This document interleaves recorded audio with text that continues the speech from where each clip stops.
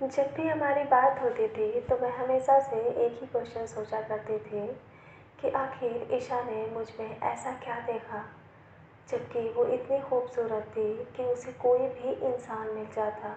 अरे वो तो किसी इंसान पे हाथ रख दे तो वो हाँ कर दे। फिर उसने मुझ में ऐसा क्या देखा, और ना ही सिर्फ देखा बल्कि अपनी तरफ से पूरी कोशिश भी की मुझे पाने की। मैं उससे जब भी ये क्वेश्चन पूछती तो वो हंसकर टाल देती और कहती थी, छोड़िए ना, क्या पूछ रहे हैं आप।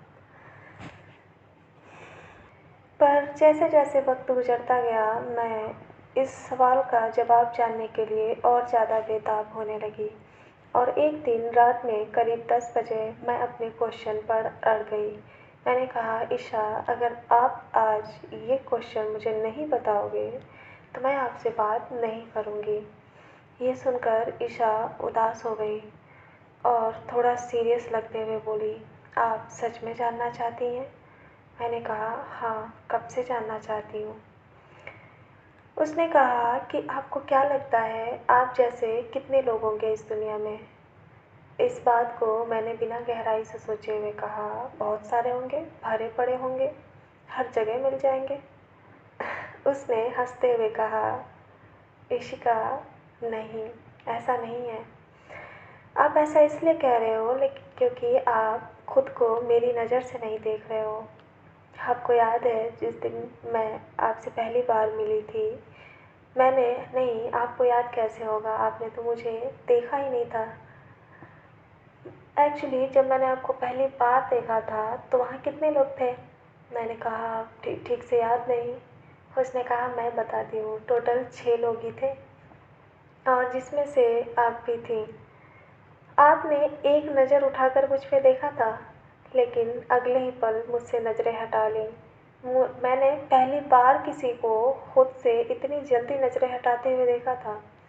सभी लोग मुझसे बातें कर रहे थे, मेरी बात सुन रहे थे, लेकिन आपने ऐसा एक बार भी नहीं किया। जब आपने मुझे नहीं देखा तो मेरी नज़रें बार बार मजबूर होकर आपको देखने लगीं। मैंने कहा कि क्या यही रीज़न है सिर्फ प्यार करने का? तो उसने फिर से कहा, नहीं, सिर्फ इतना ही रीज़न नहीं है। एक्चुअली असली रीज़न तो आपकी लॉयल्टी है। मैंने कहा, लॉयल्टी?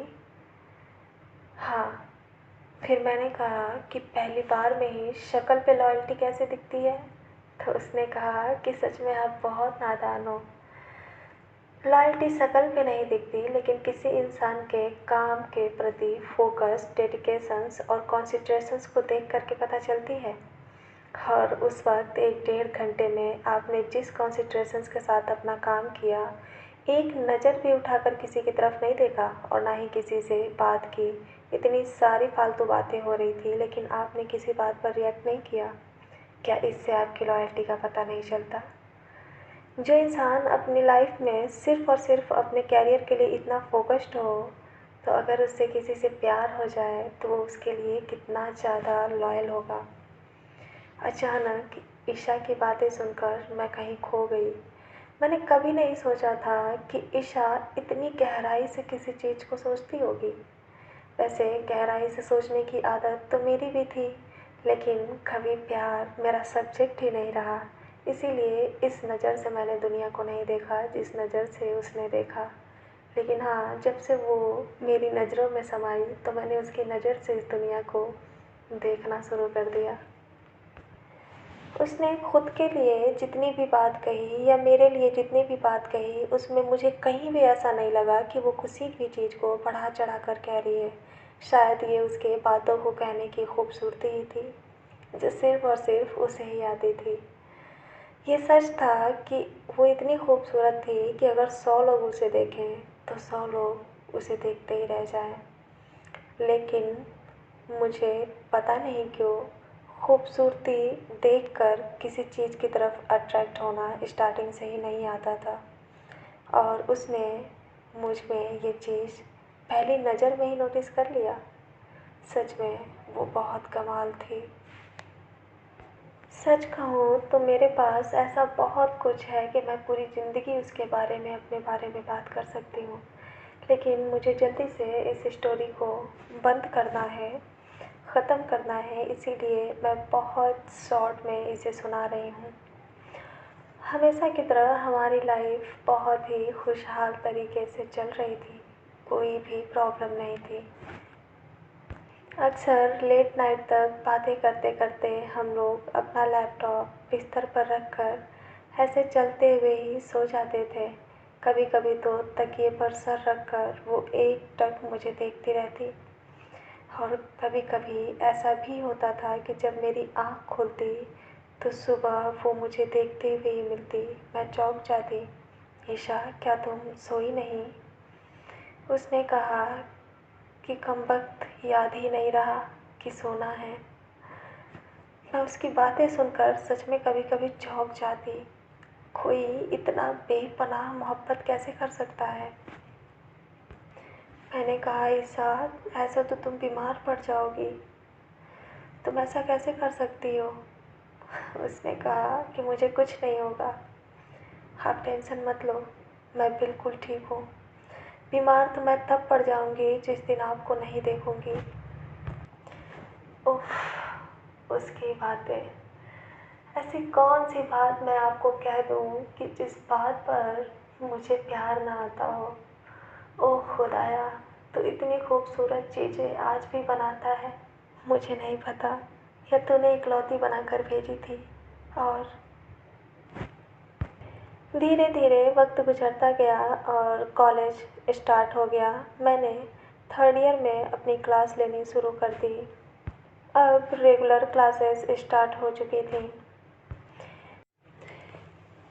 अक्सर जब कॉलेज के स्टार्टिंग डेज होते हैं तो हल्की हल्की बारिशें भी होती रहती हैं। उसे बारिशें कितनी पसंद थी मुझे नहीं पता था। एक दिन हमेशा की तरह मैं कॉलेज गई और मेरा फ़ोन का डाटा ऑन था। उस पर वीडियो कॉल की रिंग हुई। जब मैंने देखा तो मैं उस वक्त क्लास में बैठी हुई थी। मैं कभी भी अपनी क्लास बंक नहीं करती थी, लेकिन जब उस वक्त ईशा की वीडियो कॉल मेरे फ़ोन पर आई तो मैं ख़ुद को रोक नहीं पाई और क्लास से बिना कुछ पूछे बाहर चली गई। ये पहली बार था। मैं सीधा एक खाली रूम में गई और मैं ऐसे उठकर गई तो रिया को भी टेंशन होने लगी कि आखिर मुझे ऐसा क्या हो गया कि मैं क्लास को छोड़कर चली गई। उसे पता था कि कनिष्का ऐसा कभी नहीं करती। मैं जैसे ही उस खाली रूम में गई तो मैंने झट से उस वीडियो कॉल को रिसीव किया, और जैसे ही रिसीव किया तो सामने का नज़ारा देखकर दंग रह गई। ज़ोरों से बारिश हो रही थी।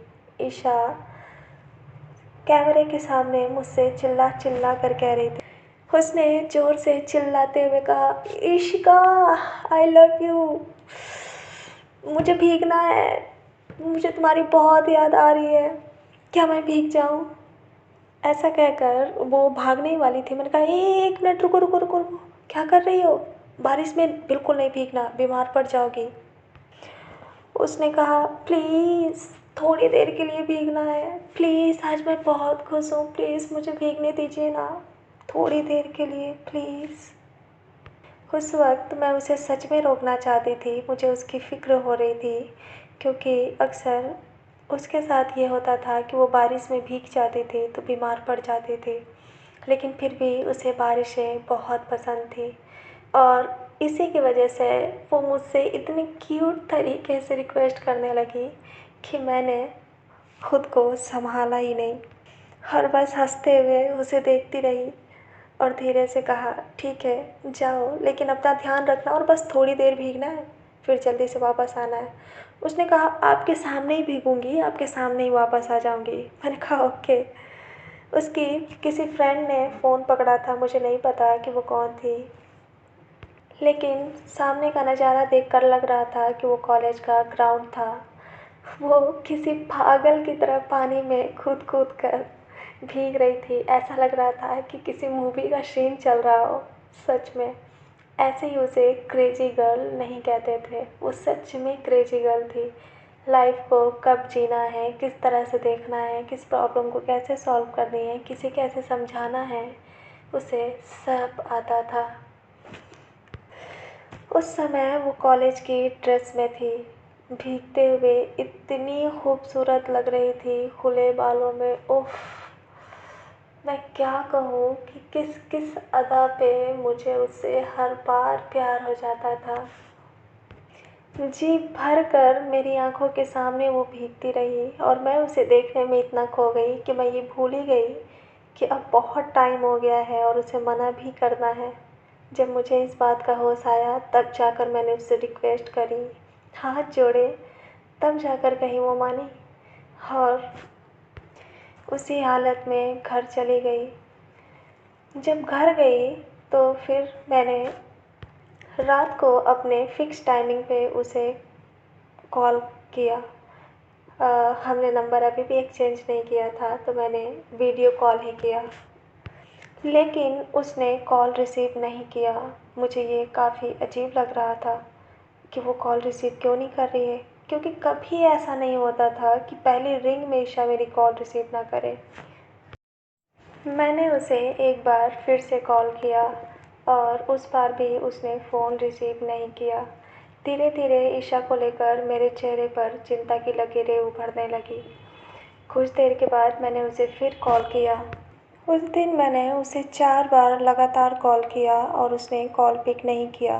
फिर उसके बाद मैंने मैसेजेस डाले, कहाँ हो, कैसी हो, ठीक तो हो ना, कॉल क्यों नहीं पिक कर रही हो, मुझे तुम्हारी टेंशन हो रही है ईशा, मुझे जल्दी से कॉल करो अगर तुम मेरे मैसेजेस देख रही हो तो। काफ़ी देर तक वेट करने के बाद फाइनली जब मैं धीरे धीरे थक गई तब जा कर के उसकी कॉल आई। मुझे करीब 12 साढ़े 12 बज रहे थे, 1 बजने वाला था। अभी भी नींद नहीं आ रही थी और जैसे ही मैंने उसकी कॉल देखी तो एक ही सेकंड में झट से कॉल उठा लिया और कॉल उठाते ही मेरी नज़र स्क्रीन पर गई। जैसे ही मैंने स्क्रीन पर देखा तो वो एक वाइट कलर की ब्लैंकेट ओढ़े अपने सर से बिस्तर पर बैठी हुई थी। उसका चेहरा लाल दिख रहा था। मैंने उसके चेहरे पर जो उस समय उदासी और परेशानी देखी तो एकदम बेचैन हो गई और मैंने बेचैन होकर पूछा, ईशा क्या हुआ, तुम ठीक तो हो ना? उसने बड़ी ही मासूमियत से कहा, आई एम सॉरी, मुझे फ़ीवर हो गया है। जैसे ही मैंने फ़ीवर का नाम सुना तो ऐसा लग रहा था कि मेरा दिल फटने लगा है। मैंने कहा, बेवकूफ़, मैंने कहा था ना कि मत भीगो। क्या तुम मेरी बात नहीं मान सकती कभी? देखा, लग गई ना सर्दी, हो रही हो ना परेशान। उस वक्त न जाने क्यों मेरी आंखों से आंसू आ गए। हालांकि वो सिर्फ इस डर से कॉल नहीं पिक कर रही थी कि कहीं मैं गुस्सा ना हो जाऊं, लेकिन मुझे गुस्सा होना ध्यान ही नहीं रहा, बस उसकी जगह पर एक दर्द हो रहा था। जब उसने मेरी आंखों में आंसू देखे तो उसने अपने कान पकड़ लिए और बेड पर उठक बैठक लगाने के लिए उठने लगी। मैंने कहा, चुपचाप वहीं बैठी रहो जैसे बैठी हो और पूरा आराम करो, कहीं नहीं हिलोगी, कल कॉलेज भी नहीं जाओगी, पूरा दिन आराम करोगी। उसने कहा, पर मैंने कहा, पर कुछ नहीं ईशा, प्लीज़ मेरे लिए 24 घंटे का रेस्ट ले लो प्लीज़। उसने हामी में सर हिला दिया और अच्छे बच्चों की तरह मेरा कहना मान लिया। उसे कभी भी रूम में एक जगह रहना पसंद नहीं था, लेकिन सिर्फ मेरी वजह से उसने 24 घंटे आराम किया। मेरा भी मन नहीं लग रहा था, मैं कॉलेज नहीं गई। मुझे पता था कि ईशा इस समय घर पे होगी तो वो बोर हो जाएगी, इसीलिए मैं पूरा दिन उससे बात करती रही, उसे याद दिलाती रही कि गर्म पानी पीना है, दवा खाना है, कोई भी शैतानी बिल्कुल नहीं करनी, खुद को तो बिल्कुल नहीं थकाना है और बेड पर से नीचे नहीं पैर रखना। वो कभी कभी एकदम परेशान हो जाती, लेकिन फिर मुझे प्यार से देखती और न जाने क्या सोचती, कहाँ खो जाती। उस दिन बातें करने के साथ साथ मैं स्टडी भी कर रही थी। उस वक्त हमारा लैपटॉप ऑन था और हम लोग एक दूसरे को बीच बीच में देख भी रहे थे। लेकिन चाहे कि कुछ भी हो जाए, जब मैं स्टडी करने लग जाती थी तो मेरी नज़र एक बार भी ऊपर नहीं उठती थी। ख़ास तौर पर जब मैं मैथ सॉल्व करती थी। घंटों निकल गए और वो एकटक मुझे स्टडी करते हुए देखती रही। वो लेट गई, उसने सामने तकिया रखा और उस पे अपने दोनों हाथों को फ़ोल्ड करके अपने चेहरे को टिकाकर मुझे एकटक देख रही थी। मुझे इस बात का एहसास ही नहीं था कि वो मुझे कितने प्यार से देख रही है और मैं पूरी लगन और फोकस के साथ अपना काम कर रही थी। जब मैंने पूरा एक चैप्टर सॉल्व कर लिया तब जा कर के मेरी नज़र लैपटॉप पर पड़ी और मुझे ध्यान आया तो मैंने कहा, ओफ़ो! ईशा की कॉल तो मैंने डिस्कनेक्ट ही नहीं किया था। जब मैंने उसकी तरफ नज़रें उठाकर अपना सिर पीट लिया तो वो मुस्कुराने लगी और उसने कहा, अब आपको समझ आया कि मैंने आपको क्यों चुना इतने लोगों में? मैंने कहा, आई एम सॉरी, मुझे ध्यान नहीं था कि कॉल चल रही है। उसने कहा, कोई बात नहीं, अच्छा हुआ आपको ध्यान नहीं था, कम से कम मैं जी भर के आपको देख तो सकती थी ना। उस समय हम दोनों ही 19 साल के थे और हम दोनों की लाइफ का ये पहला प्यार था। पहला प्यार हर किसी का अक्सर करके सच्चा और गहरा ही होता है और हम दोनों के साथ भी ऐसा ही था। गाइस, मेरा दिल कर रहा है कि मैं इस स्टोरी को यहीं रोक दूँ, लेकिन अगर मैंने इसे यहीं रोक दिया तो शायद फिर से एक दर्द मेरे दिल में रह जाएगा। इसीलिए चाहे कुछ भी हो जाए, अब मैं इस स्टोरी को पूरा करके ही रहूँगी। मुझे इस वीडियो में हज़ारों कट पेस्ट ही क्यों ना करना पड़े, पर मैं अपना काम पूरा करूँगी क्योंकि उसे मेरे अंदर यही आदत अच्छी लगती थी कि मैं किसी भी काम को बड़ी ही फोकस और लगन से पूरा करती थी। मैं खुद को बदलना नहीं चाहती। वक्त गुजरता गया और देखते ही देखते जून का महीना भी आने ही वाला था। जैसे जैसे हम दोनों के मिलने का वो दिन पास आ रहा था, वैसे वैसे ईशा के चेहरे की खुशियाँ बढ़ती ही जा रही थी। कभी कभी तो ऐसा होता कि वो वीडियो कॉल करके कान में हेडफोन लगा करके वो ऊपर से नीचे तक उछल कूद करती। उसे अक्सर अपने रूम की चीज़ें बिखेर देना ही पसंद था। उसका तकिया, उसका बिस्तर कभी भी सीधा नहीं रहता था। ख़ास तौर पर तब तो बिल्कुल नहीं जब वो बहुत ज़्यादा खुश रहती थी। जैसे जैसे वक्त करीब आ रहा था वैसे वैसे उसकी खुशियाँ सातवें आसमान पर चढ़ती जा रही थी। मैं तो बस पागलों की तरह उसे देख देख कर मुस्कुराती और उससे रिक्वेस्ट करती रहती कि ईशा प्लीज़ अपना ध्यान रखो, ऐसे मत उछलो, गिर जाओगी, चोट लग जाएगी। लेकिन वो हर बार मेरी बात नहीं सुनती और यही कह के टाल देती कि जब तक आप मेरे साथ हो मुझे कुछ नहीं हो सकता, कुछ भी नहीं हो सकता। और मैं हमेशा उसकी बातों के आगे घुटने टेक देती। अब सिर्फ हम लोगों के मिलने में 5 दिन ही बाकी थे और उसकी बेचैनियाँ मुझे भी बेचैन कर रही थी। हालांकि मैं भी बहुत ज़्यादा उससे मिलने के लिए बेताब थी, लेकिन मैं उसकी तरह अपने दिल की भावनाओं को खोल कर नहीं जाहिर करती थी। इसके बदले मैं अपने एक्सप्रेशंस को छुपाना जानती थी। धीरे धीरे 3 दिन और निकल गए और अब जाकर 2 जून आ गया।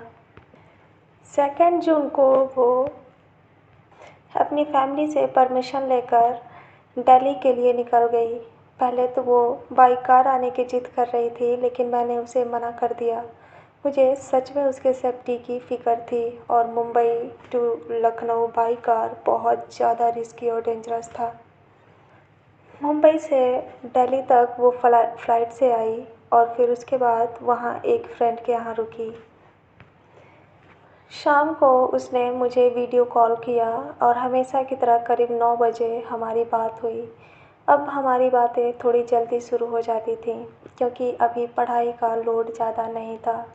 9 बजे उसने मुझे कॉल किया और बोली कि ये मेरी आखिरी कॉल है मैं दंग रह गई। मैंने कहा क्या बकवास कर रही हो? तो उसने कहा कि कल तो हम मिलने ही वाले हैं, तो मैं चाहती हूँ कि अभी हमारी बात हो जाए, हम जल्दी से फ़ोन रखते हैं ताकि मैं आपसे जब कल मिलूँ तो आपके गले लगकर ये सारी दूरियां जो अब तक मैंने बर्दाश्त की है उसकी कसर निकाल सकूं। मैंने हंसते हुए उसे हामी भर दी, क्योंकि उसकी कोई भी बात टालना मेरे बस की बात नहीं थी। हालांकि मेरे लिए ये आसान नहीं था। उस दिन हम लोगों ने थोड़ी बहुत बातें की और अगले दिन यानी कि 3 जून को 4 बजे मिलने के लिए डिसाइड किया, क्योंकि अगले दिन वो दिल्ली से लखनऊ बाई कार आने वाली थी अपनी फ्रेंड के साथ, और उसे आने में करीब 7 से 8 घंटे लगने वाले थे। तो इसका मतलब कि वो लखनऊ जब तक पहुंचती शाम हो जाती।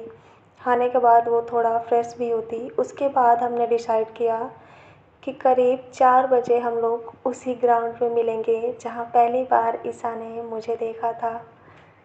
सब कुछ डिसाइड होने के बाद हम लोगों ने फ़ोन कट करने के लिए हाथ बढ़ाया, लेकिन ना जाने क्यों उस दिन मेरा हाथ इंटर पर प्रेस ही नहीं हो रहा था। मैंने अपनी उँगलियां बढ़ाई, फिर पीछे कर ली। उसने कहा क्या हुआ? मैंने कहा ईशा, मत रखो ना, थोड़ी देर और बात करते हैं। उसने कहा प्लीज़ आप इमोशनल मत होइए, कल की तो बात है, बस एक रात की, फिर उसके बाद मैं आपके पास, फिर तो मैं आपको बहुत सारा परेशान करूँगी। मैंने कहा जितना चाहे उतना परेशान कर लेना, मैं तुम्हारी किसी भी बात से परेशान नहीं हो सकती। उसने कहा सच? आप इतना प्यार करते हो? मैंने कहा हाँ, बहुत ज़्यादा। मेरे पास शब्द नहीं है ये बताने को कि मैं तुमसे कितना प्यार करती हूँ। मैंने कहा आयशा।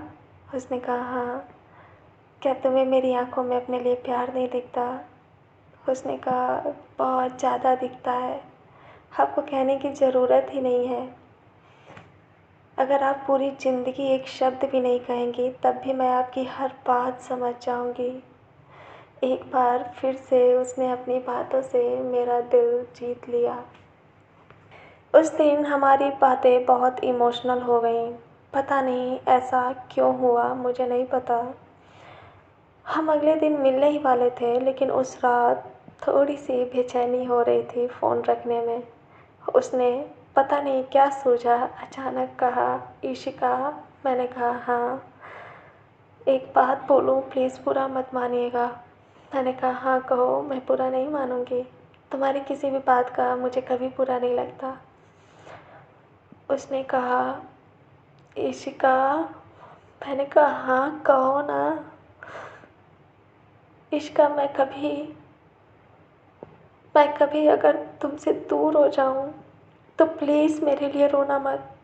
अचानक उसकी बात सुनकर मैं हैरान रह गई। मेरे चेहरे का रंग उड़ गया। मैंने कहा ईशा, चुप हो जाओ, क्या कर रही हो? क्या बकवास कर रही हो तुम? क्या तुम्हें पता है कि तुम क्या कह रही हो?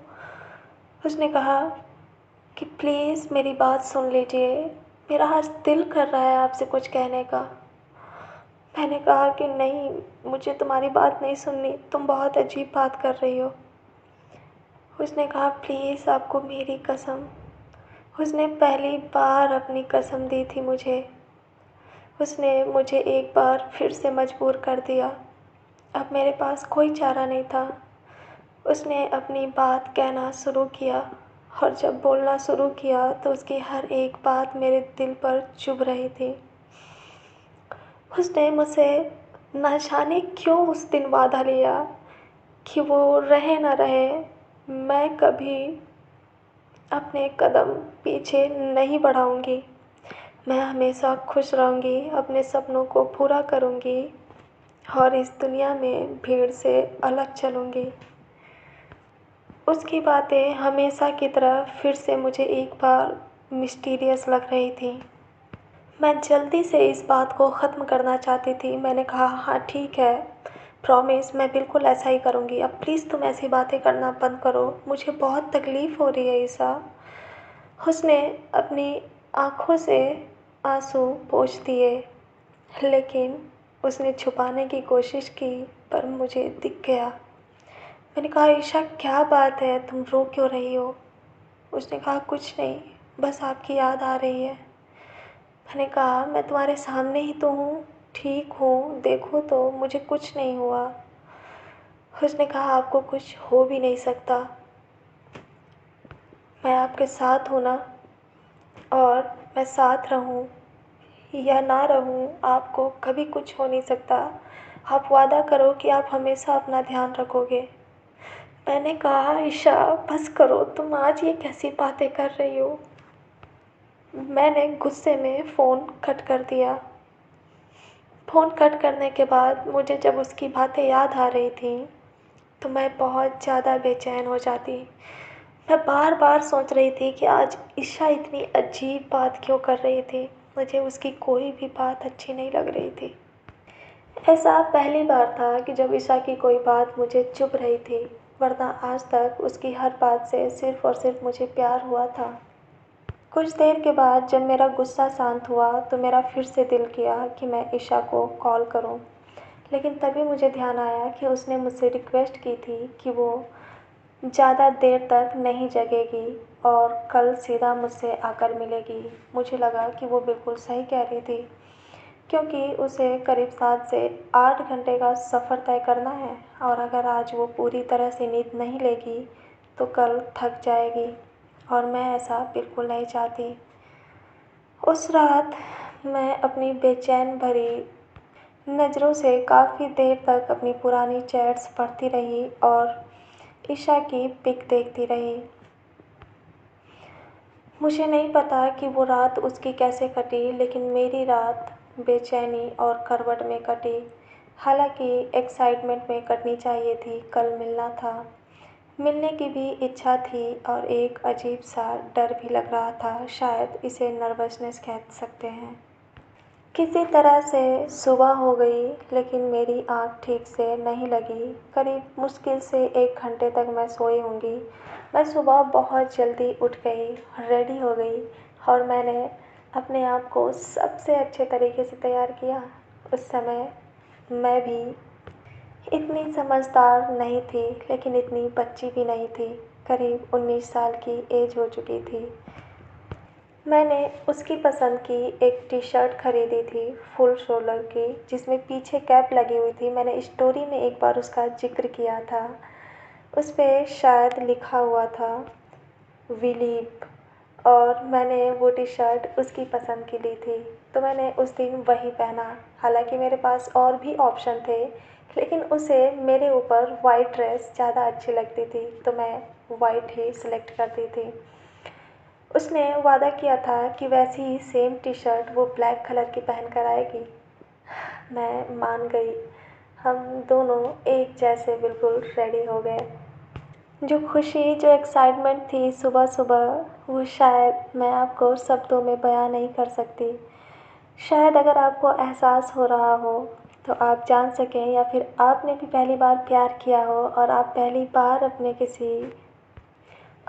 बार अपने पार्टनर से मिलने गए हों, तो शायद आप मेरी इमोशंस को समझ सकते हैं। ऐसा लग रहा था कि आज सब कुछ बदल जाएगा, सब कुछ बदल जाएगा। आज वो इंसान जो मुझे इस दुनिया में सबसे प्यारा है, जिसने मुझे और मेरी ज़िंदगी को बदल दिया, आज वो मुझसे मिलेगा। मैं उसको गले लगाऊंगी, उसे छू कर देखूंगी, उससे बात करूंगी, उसे सामने से छेड़ सकूंगी। आज का दिन मेरे लिए लाइफ का सबसे खूबसूरत दिन था। मैं इतनी खुश थी कि इतनी सारी बर्थडे विशेस 12 बजे के बाद ही आई थी, लेकिन मैंने किसी का मैसेज ही नहीं चेक किया। ठीक 12 बजे उस रात ईशा की वीडियो क्लिप मुझे मिली थी। मैंने बस वही देखा जिसमें उसने मुझे बर्थडे विश किया था, और उसके अलावा मुझे कुछ दिख नहीं रहा था, कुछ सुनाई नहीं दे रहा था, कुछ अच्छा ही नहीं लग रहा था। मैं खुशी खुशी तैयार हो गई। बिना मेकअप के जो चेहरे पर मेरे ग्लो था, वो देखने लायक था। जल्दी ही करीब 8 बजे हम लोग कॉलेज पहुंच गए। रिया भी पहुंच गई और उस दिन मैं रिया के साथ कूदते नाचते चिल्लाते हुए कॉलेज गई थी। रिया उस दिन मुझे देखकर बहुत खुश थी और वो समझ नहीं पा रही थी कि उसने मुझे पहले कभी इतना खुश कब देखा था। उसने कहा, शांत शांत शांत हो जाओ कनिष्का, इतनी ज़्यादा बेचैनी ठीक नहीं है। मैंने कहा कि चुप हो जाओ, आज मैं जो कर रही हूँ बस मुझे करने दो, मुझे बस रोको मत, करने दो जो मैं करना चाह रही हूँ। वो भी मुस्कुराती रही और उसने भी कोई भी क्रॉस क्वेश्चन नहीं किया। हम लोग कॉलेज पहुँच गए लेकिन क्लास अटेंड नहीं की। इधर से उधर ग्राउंड में पागल आवारा की तरह घूमते रहे। उस दिन मैंने रिया को भी पहली बार क्लास में बैठने नहीं दिया। मैं इतनी ज़्यादा बेवकूफ़ हो गई थी कि पता नहीं क्या हुआ। रिया मेरे पास आई और उसने मेरे कंधे पर हाथ रखते हुए कुछ दिखाया, तो मैंने झट से अपना कंधा झुका लिया और मैंने कहा, दूर रहो मुझसे, खबरदार जो तुमने मुझे आज से छुआ। मुझे सिर्फ एक ही इंसान छू सकता है और वो आज मुझसे मिलने आने वाला है। ये बात सुनकर रिया ने थोड़ी सी नाराज़गी दिखावे की दिखाते हुए कहा, ओहो, गर्लफ्रेंड के मिलते ही दोस्त भूल गई। मैंने कहा, हाँ दोस्त तो बहुत आएंगे जाएंगे लेकिन गर्लफ्रेंड तो एक ही है ना। मैंने उससे ये मजाक में ही कहा था, वो समझती थी इस बात को। धीरे धीरे वक्त गुजरता गया। मैंने, जैसा कि मुझे ईशा ने कहा था, एक बार भी कॉल या मैसेज नहीं किया। हालांकि मेरा दिल कर रहा था कि मैं उससे पूछूं, तो मेरे पास सिर्फ एक ही रास्ता था। मैं श्रेया के पास गई और मैंने कहा, प्लीज़ पूछो ना ईशा कहाँ तक पहुँची है। तो उसने कहा कि ठीक है पर रिश्वत लगेगी। मैंने कहा, जो चाहिए ले लेना मेरी जान, बस मुझे पूछ कर बता दो, मुझे उसकी आवाज़ सुना दो। उसने कहा कि मैं बता दूंगी लेकिन आवाज़ नहीं सुनाऊंगी क्योंकि मैं उसके साथ धोखा नहीं कर सकती। उसने मुझसे मना किया था। जब मैंने ये सुना तो मैं लाचार हो गई। आखिर ईशा हर एंगल से कैसे सोच लेती थी। वो जानती थी कि मैं ज़रूर श्रेया के पास जाऊंगी और उसने उसे भी मना कर दिया था। उसने खुद पूछा तो उसने कहा कि वो निकल चुकी है, रास्ते में है, टाइम से पहुंच जाएगी। उस वक्त 10 बज रहे थे। अब हम तीनों लोग अच्छे दोस्त बन चुके थे। श्रेया ईशा की वजह से मेरी दोस्त बन चुकी थी लेकिन वो रिया जितनी खास नहीं थी। हम तीनों बैठे थे तभी रिया ने कहा कि अच्छा, तुमने ईशा के लिए क्या गिफ्ट लिया है। मैंने कहा, गिफ्ट? मैंने गिफ्ट तो नहीं लिया। उसने अपना सर पीट लिया और बोली, कनिष्का तू इतनी बड़ी बेवकूफ़ कैसे हो सकती है। तू पहली बार ईशा से मिल रही है, अगर तू उसे कुछ गिफ्ट नहीं देगी तो उसे कैसा लगेगा। ओह, मैंने अपना सर पीट लिया और मैंने कहा, ओह नो, मैंने तो ये सोचा ही नहीं। चलो कुछ गिफ्ट लेकर आते हैं। हम लोगों ने डिसाइड किया। मुझे समझ नहीं आ रहा था कि मैं उसे क्या दूँ। मैंने बाकी लोगों की तरह ही सजेस्ट करते हुए कहा कि मैं उसे रिंग दूँ, मैं उसे प्रपोज़ करूँ। तो इस पर श्रेया ने कहा, बेवकूफ़, पागल हो, उसे ये सब चीज़ें नहीं पसंद। तो फिर मैंने कहा, उसे क्या पसंद है। तो उसने कहा कि उसे रोजेस बहुत पसंद है और चॉकलेट भी। मैंने कहा, पर ये तो ज़्यादा दिन तक नहीं रहने वाले। श्रेया ईशा की बचपन की फ्रेंड थी, इसीलिए वो उसकी हर छोटी बड़ी बात जानती थी। तो उसने कहा कि अगर तुम उसे सच में खुश देखना चाहती हो तो तुम ये 2 चीज़ें देकर देखो, फिर देखना तुम्हें पता चल जाएगा कि ये बिल्कुल सही गिफ्ट है उसके लिए। मैंने उसकी बात मान ली और हम तीनों चले गए बाहर ताकि उसके लिए गिफ्ट ले सकें। मैंने एक खूबसूरत सा प्योर रोजेस का बुके तैयार करवाया अपनी आँखों के सामने, जो आधा खिले हुए थे और उस पर पानी की बूंदें भी वैसे ही दिख रही थी। उस बुके में करीब 100 डेयरी मिल्क्स थी और काफ़ी बड़ा बुके बुके था। मतलब इतने अच्छे से सर्कल में उसमें डेयरी मिल्क लगी हुई थी, एक के बाद एक करके। काफ़ी प्यारा लग रहा था। मैं पूरी तरह श्योर थी कि ये ईशा को 100% पसंद आएगा। और हम लोग करीब आधे घंटे बाद ही बुके लेकर वापस आ गए, क्योंकि कॉलेज के अगल बगल ऐसे कई सारे बुके की शॉप्स थी। उस दिन मौसम बहुत अच्छा था, बादल घिरे हुए थे, ठंडी हवाएं चल रही थीं। ऐसा लग रहा था कि ऊपर वाला भी मेरे साथ है। श्रेया को कुछ काम आ गया और उसने मुझसे कहा कि कनिष्का, मैं घर जा रही हूँ, मम्मा ने बुलाया है, कोई अर्जेंट काम है तो प्लीज़ अब मुझे यहाँ से जाने दो, तुम दोनों संभाल लेना, ठीक है? और मैं अब ईशा के साथ शाम को 4 बजे तुमसे मिलूँगी। हालांकि कॉलेज जल्दी ही ओवर हो जाता था, लेकिन हम दोनों को उस दिन 4 बजे तक रुकना ही रुकना था। तो हम लोगों ने उससे बाय किया और वापस कॉलेज में आ गए। मैं अब भी बहुत खुश थी और बार बार उस बुके को देख रही थी। धीरे धीरे वक्त गुजरता गया और ठीक 11 बजे मैं उस बुके को लेकर बेंच पर बैठी हुई थी। हमारे बैग्स नीचे पड़े हुए थे और रिया अपने फ़ोन में नीचे बैठकर घास पर कुछ कर रही थी। कॉलेज का ग्राउंड बहुत ही अच्छा था। चारों तरफ हरी हरी घास की चादर थी।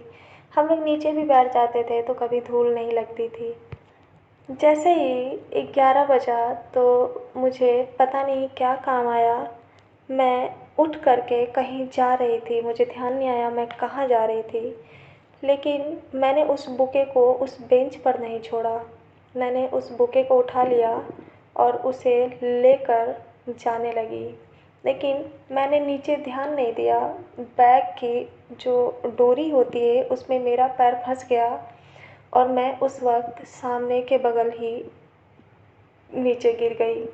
जब मैं गिरी तो मेरा जो गुलदस्ता था वो मेरे पेट से नीचे दब गया और मैंने अपने हाथों का सहारा लेकर संभाला, लेकिन उसके बावजूद भी वो गुलदस्ता मिट्टी में सन गया। मैंने सबसे पहले खुद को संभालने की बजाय उस गुलदस्ते को ही देखा और जब मैंने उसे देखा तो मैं अचानक चौंक गई, क्योंकि जिस मिट्टी में हम लोग हर रोज़ बैठते थे, जिस मिट्टी में हम लोग कभी कभी लेट भी जाते थे और हमारे कपड़े पर धूल तक नहीं लगती थी, उस दिन मेरे बस कुछ सेकंड की गिरने की वजह से वो पूरा गुलदस्ता न जाने कैसे बुरी तरीके से डिस्ट्रॉय हो गया।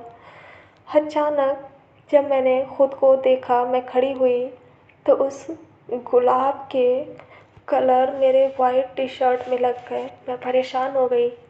अचानक मुझे अपनी बॉडी में कुछ चेंजेस महसूस होने लगे। मैंने जब देखा तो मैंने गुलदस्ते को हाथ से छोड़ दिया। जिस गुलाब से आज तक एक कलर नहीं छूटता था, मात्र गिरने की वजह से उस गुलाब के अजीबोगरीब लाल कलर मेरी वाइट टी शर्ट में लग गए। मुझे अचानक खुद से डर लगने लगा। मैंने घबराते हुए रिया की तरफ देखा और मैंने कहा, रिया ये देखो, इसका कलर मेरी मेरी टी शर्ट में लग गया, ये कैसे हो गया? अचानक रिया गहराई से मुझे देखने लगी, क्योंकि शायद वो उस समय मेरे चेहरे पर उभर रहे डर को, हेजिटेशंस को समझने की कोशिश कर रही थी। वो भागकर मेरे पास आई और उसने कहा, कनिष्का रिलैक्स, क्या हुआ? तुम तुम इतना ज़्यादा परेशान क्यों लग रही हो? मुझे पता नहीं क्यों अचानक सा अजीब सा फील होने लगा। मैंने उस गुलाब के गुलदस्ते को उठा लिया और उसमें लगी धूल को साफ़ करने की कोशिश करने लगी। मैंने कहा कि रिया देखो, ये ये ये सब ये उफ, मेरे पास कुछ शब्द ही नहीं मिल रहे थे। मुझे समझ नहीं आया। मैंने उसे बार बार कभी अपनी टी शर्ट को साफ़ करने की कोशिश की, कभी उस गुलदस्ते को साफ़ करने की कोशिश की। चॉकलेट्स भी नीचे बिखर गई। न जाने मुझे अब क्या होने लगा। धीरे धीरे मैं एकदम परेशान हो गई। रिया मुझे देखकर कुछ समझ नहीं पा रही थी। तभी मैंने अचानक सा हड़बड़ाते हुए कहा, रिया मुझे कुछ हो रहा है। वो पूछने लगी कि क्या हो रहा है। कनिष्का तुम इतनी परेशान क्यों हो रही हो? मुझे नहीं पता था कि उस वक्त मेरे साथ क्या हो रहा है, लेकिन सब अजीब लग रहा था।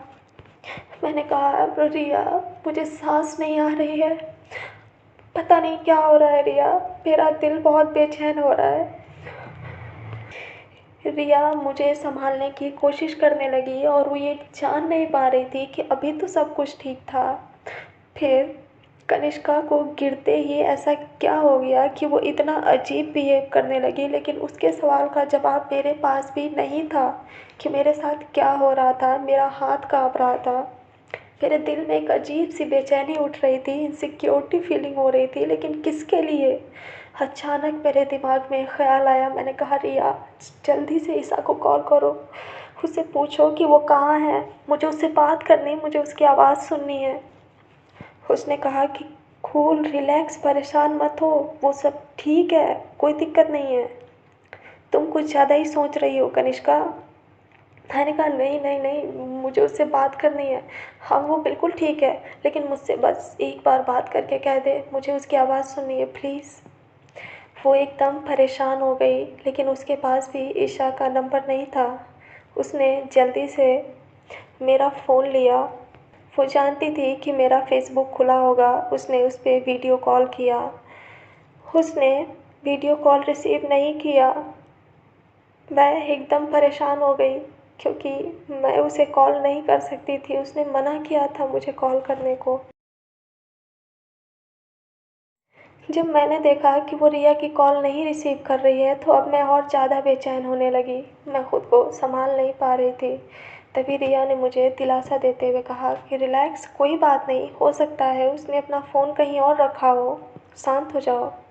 रिया की बात सुनकर मैं खुद को शांत करने की कोशिश करने लगी और मैं आंखें बंद करके गहरी सांस लेने लगी। उस वक्त मैं खुद को ही समझा रही थी कि रिलैक्स कनिष्का, कुछ भी नहीं हुआ। ईशा बिल्कुल ठीक है, वो तुझसे 4 बजे ज़रूर मिलने आएगी, उसने तुझसे वादा किया है। लेकिन मैं ज़्यादा देर तक खुद को समझा नहीं पाई और मेरा मन एक बार फिर से बेचैन हो उठा। ऐसा लग रहा था कि जैसे मेरा दिल कोई नोच कर लेकर जा रहा हो। म- मैं मैं कहाँ जाऊँ? ऐसा लग रहा था कि मुझे कोई बुला रहा हो। मैंने बड़ी मुश्किल से खुद को संभाला। रिया ने मुझे गले लगाया, मुझे काफ़ी देर तक रिलैक्स करने की कोशिश की, मुझे बेंच पर बैठाया, पानी पिलाया और हम लोग इंतज़ार करने लगे। लेकिन अब वो इंतज़ार बहुत ज़्यादा लंबा होता जा रहा था। देखते ही देखते, कॉल करते करते हम लोग परेशान हो गए। ईशा ने एक भी फ़ोन नहीं रिसीव किया। फिर उसके बाद हमारे पास और कोई रास्ता नहीं था। हमने श्रेया को कॉल किया, लेकिन श्रेया ने भी कॉल रिसीव नहीं किया। श्रेया ने जब कॉल रिसीव नहीं किया तो मेरी परेशानी और बढ़ने लगी। अब धीरे धीरे शाम के 4 बजने वाले थे और अब भी ईशा का कुछ पता नहीं था। मैं कॉलेज से हिली तक नहीं। मैंने कहा, मैं यहीं रुकूंगी, ईशा 4 बजे आएगी, मैं उससे मिल के जाऊंगी। मेरी वजह से रिया भी कहीं नहीं गई। हालांकि हम लोग श्रेया के घर जा सकते थे, लेकिन मैं अड़ गई। मैं वहीं बेंच पे अपने पैर समेट कर बैठ गई और मैंने कहा, मैं इसी हालत में, इसी कपड़े में ईशा से मिलूंगी, उसके बाद मैं कहीं जाऊंगी। धीरे धीरे 4 बज गए और अब मेरी नज़र एकटक कॉलेज के एंट्रेंस गेट पर ही थी। वक्त धीरे धीरे थम गया। अब मेरी बेचैनियाँ बहुत ज़्यादा बढ़ गई। मेरा दिल ऐसा लग रहा था कि बस अभी धड़कना बंद कर देगा। 4 बजे से पहले जो वक्त बहुत मुश्किल से कट रहा था, 4 बजते ही वो वक्त बहुत ही तेज़ी से भागने लगा और देखते ही देखते 5 बज गए, लेकिन ईशा नहीं आई। अब मुझे लग रहा था कि मैं मर जाऊंगी, मेरी जान निकल जाएगी। मेरे मन की बेचैनियाँ अब पूरी तरह से मुझ पर हावी हो चुकी थी। अब रिया के भी चेहरे पर परेशानी दिख रही थी। मैं रिया को किन नज़रों से देख रही थी। मैं ये चाह रही थी कि रिया मुझसे एक बार फिर से कहे कि सब ठीक है, ईशा आ जाएगी, लेकिन 1 घंटे बाद रिया ने भी मुझसे ये नहीं कहा। परेशान होकर करीब 6 बजे हम लोग श्रेया के घर पहुँचे, क्योंकि अब हमारे पास कोई रास्ता नहीं था। सिर्फ श्रेया ही थी जो ईशा को क्लोजली जानती थी और उसकी फैमिली भी जानती थी। मेरे कदम आगे नहीं बढ़ रहे थे। हम लोग ऑटो करके श्रेया के घर पहुँचे, क्योंकि स्कूटी चलाने की हिम्मत हम दोनों में नहीं थी। श्रेया के घर के सामने जाकर हम लोगों ने अपने अपने आंसू पोंछे। उसने कहा कि प्लीज़ कनिष्का, शांत हो जाओ, तुम ऐसे अगर रिएक्ट करोगी तो आंटी क्या सोचेंगी, शांत हो जाओ। हम लोग नॉर्मली ईशा को देखने आए हैं। आई एम श्योर कि ईशा यहाँ पे आ चुकी होगी। मैंने कहा कि ठीक है, चलो, मैं बिल्कुल शांत हूँ। मुझे और कुछ समझ नहीं आ रहा था, इसलिए मैं जैसी रिया की बातें सुन रही थी बस वैसा ही कर रही थी। मुझे कुछ भी करना पड़े, बस ईशा मिल जाए, ईशा को मैं एक बार देख लूँ, ना देखूँ तो उसकी आवाज़ सुन लूँ, बस मुझे तसल्ली मिल जाए। मैं धीरे धीरे उनके घर के सामने गई। रिया ने बेल बजाई। कुछ देर तक कोई आवाज़ नहीं आई और करीब 10 मिनट के बाद कोई अंदर से बाहर आया। वो श्रेया की मॉम थी। उन्होंने दरवाज़ा खोला तो सामने रिया को देखा। वो हम लोगों को नहीं जानती थी, क्योंकि हम लोग श्रेया के बहुत अच्छे फ्रेंड नहीं थे और ना ही कभी उसके घर गए थे। रिया ने उससे पूछा, आंटी श्रेया है? तो वो थोड़ा सा उदास हो गई और उन्होंने कहा, नहीं बेटा, श्रेया नहीं है, वो कहीं गई है। इस पर रिया ने कहा कि कहाँ गई है? वो मॉर्निंग में तो कॉलेज आई थी, क्या आपको पता है कि वो कहाँ गई है? इस पर वो थोड़ा सा रुक गई और वो जो भी बोलने वाली थी उसे मैं बड़े ध्यान से सुन रही थी। न जाने क्यों मेरा दिल कह रहा था कि मैं उन्हें चुप करा दूँ, वो अपनी बात ना कहें, लेकिन फिर भी मैं सुनना चाहती थी कि श्रेया अचानक कहाँ गई। ऐसा लग रहा था कि सब कुछ रुक गया हो। चंद सेकंड का ही उन्होंने ब्रेक लिया था, लेकिन वो मेरे लिए सदियों के बराबर था। और उन्होंने अपनी सांस रोकते हुए कहा, बेटा, श्रेया अपने डैड के साथ दिल्ली गई है। अचानक मैं ये सुनकर चौंक गई। क्या दिल्ली गई है मतलब? ऐसा रिया ने कहा, क्योंकि मेरे अंदर इतनी क्षमता नहीं थी कि मैं कुछ पूछूं। उसने कहा कि क्यों? तो उन्होंने कहा,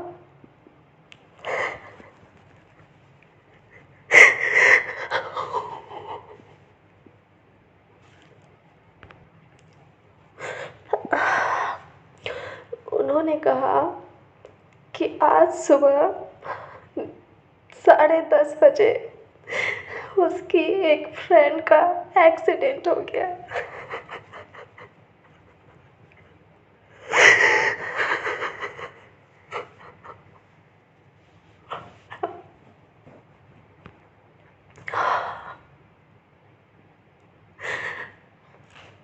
उन्होंने अपनी अपनी बात आगे पूरी करते हुए कहा कि उस एक्सीडेंट में उसकी फ्रेंड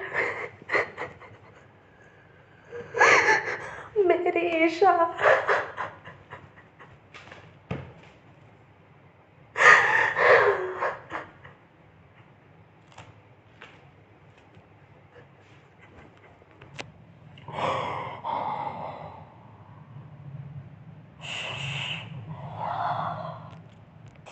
मैं नहीं रहूँगी, नहीं, मैं बताऊँगी, सब कुछ बताऊँगी।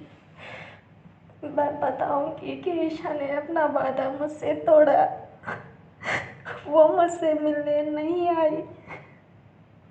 वो इस दुनिया को छोड़कर मुझे अकेला छोड़ के चली गई।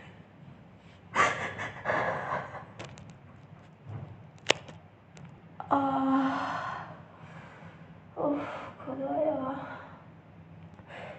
जब मैंने उस दिन वो सब सुना तो अचानक मेरी आंखों के सामने अंधेरा हो गया और मैं कब ज़मीन पर गिर गई मुझे पता ही नहीं चला।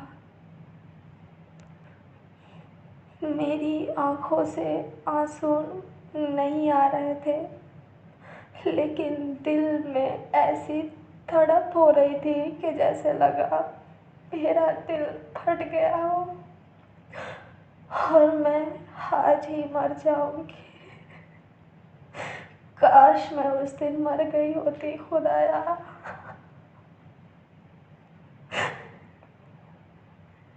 आई एम सॉरी, मुझे 1 घंटे तक इस रिकॉर्डिंग को रोकना पड़ा। मैं कट कर दूंगी, सारे सीन कट कर दूंगी। अब काफ़ी टाइम हो चुका, कई साल हो गए, मुझे इतना दुख नहीं होता। मैं बहुत स्ट्रॉन्ग हूँ, मैं खुद को संभाल लूँगी। उसने मुझसे कहा था मैं सबसे अलग हूँ, तो मैं बिल्कुल नहीं रोऊंगी।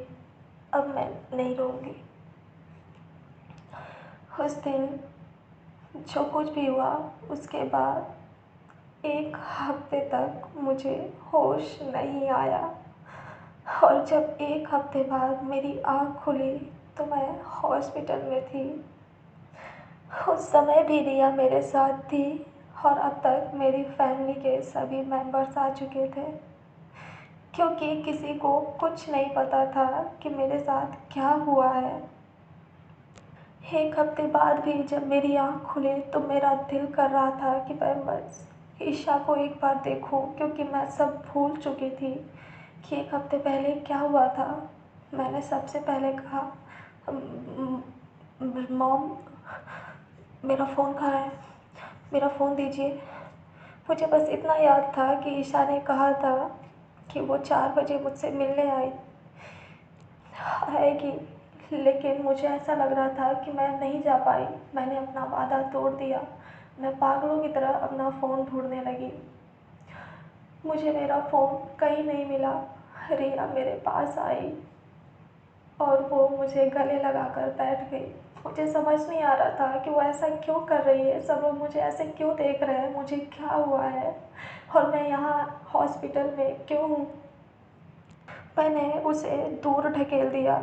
मैंने कहा तुम ऐसे क्यों देख रही हो, मैं बिल्कुल ठीक हूँ, मेरा फ़ोन दो, मुझे ईशा से बात करनी है। रिया ने कोई जवाब नहीं दिया, न जाने क्यों वो रोए जा रही थी। मैंने कहा तुम्हें समझ नहीं आ रहा, तुम बेवकूफ़ों की तरह रो क्यों रही हो, मेरा फ़ोन दो, ईशा को मेरी परवाह हो रही होगी, मैंने उससे कब से बात नहीं की, मुझे ऐसा क्यों लग रहा है। रिया हम उससे मिलने जाने वाले थे, कितना टाइम हो रहा है, जल्दी समय देखो। मैं क्या बोल रही थी मुझे खुद नहीं समझ।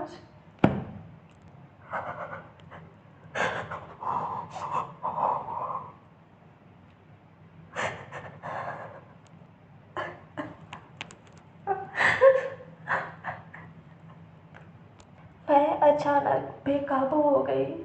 मैं बेड से उठ गई। मेरे हाथ में वीगो लगा था, मैंने उसे फेंक दिया, नोच दिया, ब्लड आने लगा। मुझे ये सब बहुत जेल की तरह लग रहा था। अचानक मैं एकदम से पागल हो गई और रूम से बाहर जाने लगी। सभी लोगों ने मुझे पूरी ताकत से रोक लिया। मैं जाना चाहती थी ईशा से मिलने, उन लोगों ने मुझे नहीं जाने दिया। मैं समझ नहीं पा रही थी वो लोग क्यों मुझे ईशा से नहीं मिलने देना चाहते। उन्हें क्या प्रॉब्लम है मैं एक बार ईशा को देखूं तो। अचानक रिया ने चिल्लाते हुए कहा नहीं है ईशा, ईशा नहीं है इस दुनिया में, तुम उससे नहीं मिल सकती। मैंने रिया को एक थप्पड़ मारा, उसने कोई जवाब नहीं दिया। मुझे समझ नहीं आ रहा था कि रिया मेरी दोस्त है या दुश्मन। वो मुझे क्यों ऐसे बात कर रही है? वो ईशा के बारे में ऐसा कैसे कह सकती है? अचानक मेरी आंखों में खून उतर आया। मैंने कहा, रिया, तुम यहाँ से चली जाओ। आज के बाद से हमारा कोई रिश्ता नहीं है। मैं तुम्हारी दोस्त नहीं, तुम मेरी दोस्त नहीं। लेकिन मैं अभी अपनी बात कह ही रही थी कि तब तक मॉम ने मुझे गले लगा कर कहा, कनिष्का, रिया सही कह रही है। जब मॉम ने ये कहा तो मुझे लग रहा था कि मेरी जान निकल जाएगी, लेकिन मैं बहुत बदनसीब हूँ, मेरी जान नहीं निकली। ऊपर वाला मुझे तिल तिल मारना चाहता था। उस दिन के बाद से मुझे एक भी दिन होश नहीं रहा कि मैं क्या कर रही हूँ। धीरे धीरे वक्त गुजरता गया और महीनों निकल गए। उन लोगों ने मुझे कहीं भी नहीं जाने दिया। एक ही रूम में रखते थे। हर वक्त मेरे अगल बगल भीड़ इकट्ठा करके रहते थे। मुझे प्राइवेसी पसंद थी और वो लोग मुझे हर वक्त घेरे रहते थे। धीरे धीरे 1 महीने गुजर गए और एक महीनों में उन लोगों ने एक बार भी मेरी ईशा की आवाज़ मुझे नहीं सुनने दी। ऐसा लग रहा था कि अब मेरे बॉडी में कुछ भी नहीं बचा। ना ही ताकत थी, ना ही चलने की क्षमता, ना ही कुछ समझने की और ना ही अपनी बात कहने की। मुझे लखनऊ से घर लेकर जाया गया और उस वक्त रिया भी मेरे साथ गई। रिया हर वक्त हर सिचुएशन में मेरे साथ थी। धीरे धीरे हर रोज़ वो मुझे इस सच्चाई से रूबरू कराने लगे कि अब मैं इस दुनिया में अकेली हो चुकी हूँ। मेरी ईशा मेरे साथ नहीं है। मुझे ये सच्चाई एक्सेप्ट करते करते करते करते 3 महीने निकल गए और 3 महीने बाद कहीं जाकर मैंने इस सच्चाई को एक्सेप्ट किया, लेकिन मेरा दिल तब भी मानने को रेडी नहीं था। मुझे अब भी होश नहीं रहता था। मुझे याद नहीं था कि मैं कब सुकून से सोई। रात दिन जगते हुए मेरा समय कट रहा था। मेरी हालत एकदम ख़राब हो गई थी। एक रात मैं सोकर उठी और सीधा अपनी मम्मा के पास गई और मैंने अपने घुटनों पर बैठकर उनके सामने कहा, माँ, मुझे आपसे कुछ कहना है। इन 3 महीनों में पहली बार मैं खुद चलकर अपनी मॉम के पास गई थी और उनसे कुछ मांगने वाली थी। वो अचानक रोते हुए मुझे देखने लगी और उन्होंने कहा, हाँ कहो। मैंने कहा, मॉम प्लीज़ एक बार मुझे ईशा के घर जाने दीजिए। उन्होंने जैसे ही सुना वो रोने लगी और बिना कुछ सोचे समझे उन्होंने मना कर दिया। कहा, नहीं बेटा, मैं तुम्हें ये नहीं करने दे सकती। मैं रोने लगी, गिड़गिड़ाने लगी, उनके पैरों में गिर गई। मॉम प्लीज़ आप एक बार मुझ पर भरोसा करिए। मुझे पूरा यकीन है कि मैं वहाँ जाने के बाद बिल्कुल ठीक हो जाऊँगी और मैं आपसे वादा करती हूँ कि मैं फिर आपको परेशान नहीं करूँगी। बहुत मुश्किल से वो मानी क्योंकि उनके पास और कोई रास्ता नहीं था, पर उन्होंने मुझसे वादा लिया कि मैं ईशा के घर पहली और आखिरी बार जाऊँगी। मेरे पास और कोई रास्ता नहीं था। मैं करना तो नहीं चाहती थी, लेकिन मैंने वादा कर दिया और रिया के साथ मैं मुंबई के लिए निकल गई। मेरी मॉम बहुत ज़्यादा स्ट्रॉन्ग थी। उन्होंने किस तरह से इस फैसले को लिया था मैं नहीं जानती, लेकिन उन्होंने मुझे रिया के साथ मुंबई भेज दिया। सच में उनके जैसा कोई नहीं। श्रेया से एड्रेस और डिटेल्स लेकर हम लोग मुंबई पहुंच गए। जैसे ही मैंने उस शहर में अपना पहला कदम रखा तो फिर से मेरे आँखों से आंसू बहना शुरू हो गए। एक अजीब सा एहसास मेरी पूरी बॉडी में दौड़ गया। ऐसा लग रहा था कि पूरा शहर ही मेरा अपना है और इस शहर से मेरा कोई गहरा नाता है। हम दोनों ने कैब ली, मुझे कुछ भी होश नहीं था। बस रिया मेरा हाथ पकड़कर जहाँ लेकर जाती मैं वहाँ चलती जाती चलती जाती। फाइनली वो सुबह आ ही गई जब हम लोग ईशा के घर के सामने पहुँच गए। और जैसे ही मैं वहाँ पहुँची मैंने एक बार फिर से अपना होश खो दिया। मेरी हिम्मत नहीं हुई कि मैं घर के अंदर जाऊँ, मैं बाहर ही रुक गई।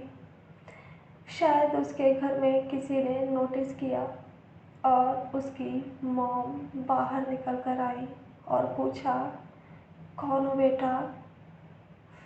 उन्होंने ये बात रिया से पूछी थी। मैं अब भी उनके गेट पर ही खड़ी थी। अचानक उनकी मॉम ने गेट से ही जब मुझे देखा तो वो रिया को बिना कुछ कहे या बिना उसकी बात सुने हुए सीधा मेरे पास आ गई और उन्होंने मुझे देखते ही कहा, तुम कनिष्का हो ना? जैसे ही उन्होंने मुझसे ये कहा तो मेरी जान एक बार फिर से निकल गई और मेरे आँखों से आंसू लगातार फिर से गिरने लगे। उन्होंने मुझे देखते ही पता नहीं क्या सोचा और झट से गले से लगा लिया। उन्होंने ऐसा क्यों किया मुझे नहीं पता, लेकिन उन्होंने जो किया उससे लग रहा था कि मैं मर जाऊंगी। काफ़ी देर तक वो मुझे गले से लगाए रोती रही। धीरे धीरे कई घंटे गुजर गए और हम लोग अभी भी बाहर ही बैठे रहे। मैं अंदर अब भी नहीं गई। मैंने उनसे एक रिक्वेस्ट की, aunty Isha.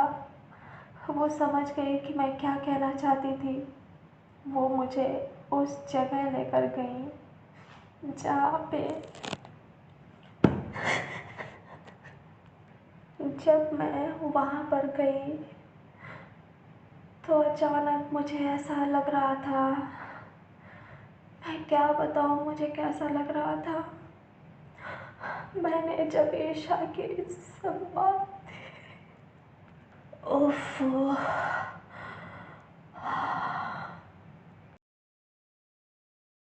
I am sorry guys, मैं कल रात को रिकॉर्डिंग कर रही थी। मैंने आधी रिकॉर्डिंग वहीं पर रोक दिया था और मैं फाइनली सुबह के 6 बजे अपनी आगे की रिकॉर्डिंग कर रही हूँ। तो मुझे माफ़ करिएगा अगर मैंने हर्ट कर दिया हो तो, लेकिन सच कहूँ तो मैं ये सब अपने लिए करना चाहती थी, क्योंकि मैं एक बार खुल के उन पलों को सबके सामने लाना चाहती थी ताकि मेरे दिल में जो एक टेंशन सी हर वक्त रहती है वो निकल सके। इस समय सच कहूँ तो मुझे काफ़ी रिलैक्स फील हो रहा है। तो प्लीज़ आप लोग परेशान मत होना और मुझे माफ़ कर देना मैंने आप लोगों का दिल दुखाया हो तो। मैं बाकी चीज़ें नहीं बताऊँगी, मैं सिर्फ इतना कहूँगी कि उस वक्त के बाद से मैं उसके घर गई, उस रूम में गई जहाँ मेरी ईशा रहती थी। उस बिस्तर को देखा, उस लैपटॉप को, उसकी डायरी को और सबसे बाद में उसके उस टेडी बियर को। जब मैंने उस टेडी बियर को देखा तो अचानक मुझे वो पल याद आ गया जब ईशा उसे गले से लगाकर मुझसे बात करती थी। उस दिन उसके रूम में सारी चीज़ें अपनी जगह पर थी। जब मेरी ईशा रहती थी तो उसकी कोई भी चीज़ उसकी जगह पर नहीं रहती थी, इसीलिए उस रूम को इतना व्यवस्थित देखकर मेरा दिल कचोटता ही रह जाता था। मुझे पता नहीं क्या सोचा, मैंने सारी चीज़ें बिखरा दी। उस वक्त उसकी मॉम भी थी, रिया भी थी। अचानक उनको क्या सूझा, उसकी मॉम बहुत समझदार थी, वो रिया को लेकर बाहर चली गई। उन्होंने मुझे नहीं रोका, दरवाज़ा बंद कर दिया। मैं अकेले थी। जब मैंने रूम की हर एक चीज़ को बिखेर दिया तो मैं थक गई और थक हार कर उसी तकिए पे सर रख कर उसके बेड पर उल्टा लेट गई। जब मैं उसके बेड पर लेटी तो मुझे एक अजीब सा सुकून महसूस हो रहा था।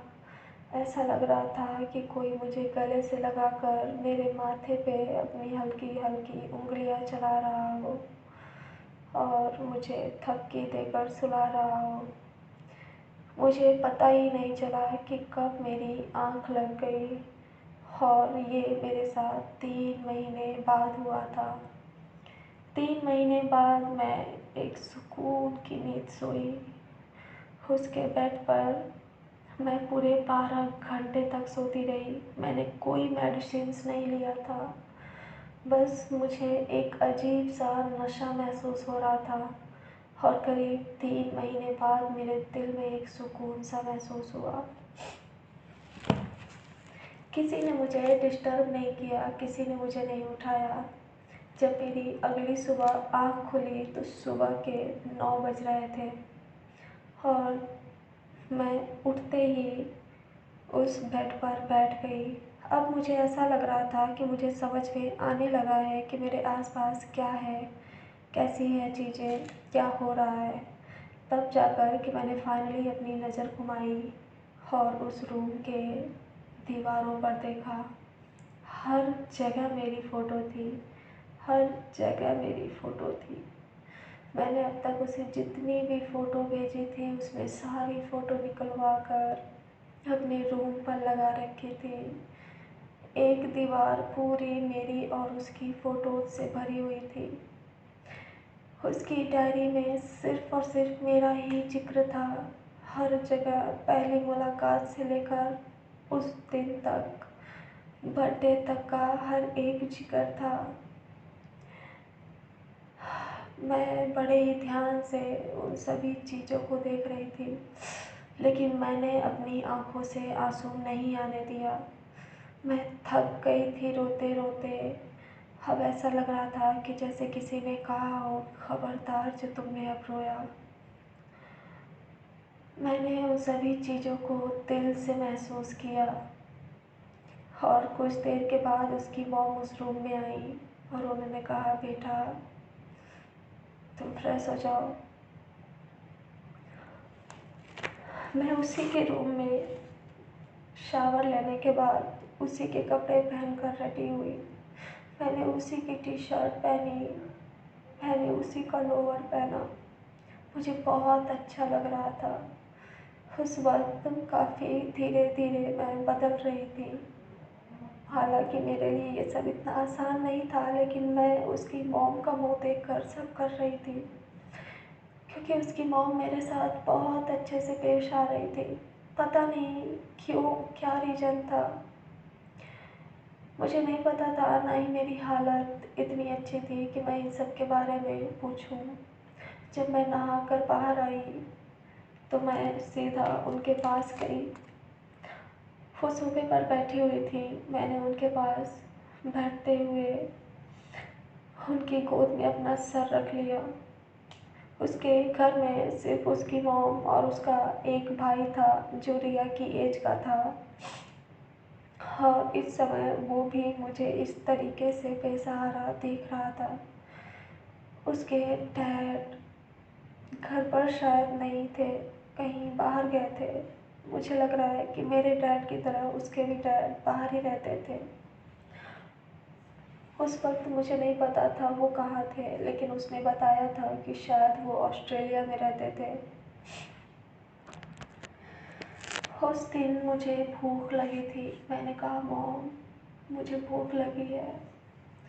उन्होंने जैसे मेरे ये शब्द सुने, मुझे गले से लगाकर फिर से रोने लगी और रोने के बाद वो मुझे लेकर टेबल के पास गई। हालांकि मुझे भूख लगी थी, लेकिन जैसे ही खाना मेरे सामने आया, तेरी इच्छा नहीं हो रही थी खाने की, लेकिन उस घर के किसी भी मेंबर ने कई दिनों से खाना नहीं खाया था। शायद उस दिन भी उन्होंने कुछ नहीं खाया था। मैं जब खाने बैठी तो हम सभी लोगों ने रोते हुए अपना खाना ख़त्म किया। मैं उस दिन 2 दिनों तक उसके घर पे रही और इस बीच उसकी मॉम ने बिल्कुल ईशा की तरह मेरा ध्यान रखा। जब मैंने वो दिन उसके घर पे बिता लिया तो अब मेरे दिल को सुकून मिल रहा था। मैंने आंटी से कहा, आंटी क्या मैं ये सारी फ़ोटोज़ अपने साथ लेकर जा सकती हूँ? उन्होंने कहा हाँ ठीक है। मैं जितनी भी मेरी ईशा की पिक्स थी मैं सब उखाड़ कर ले आई। मैं नहीं चाहती थी कि आंटी बार बार ये सब देखकर परेशान हो। हालांकि ईशा उनकी बेटी थी लेकिन वो उस समय मुझे ज़्यादा संभाल रही थी। उन्होंने मुझे वो सारी पिक्स दे दी। मेरा दिल कर रहा था मैं वो डायरी भी लेकर आऊँ, लेकिन उन्होंने मुझे वो डायरी नहीं दिया। वो डायरी और कुछ फ़ोटोज़ उन्होंने अपने पास रख लिया।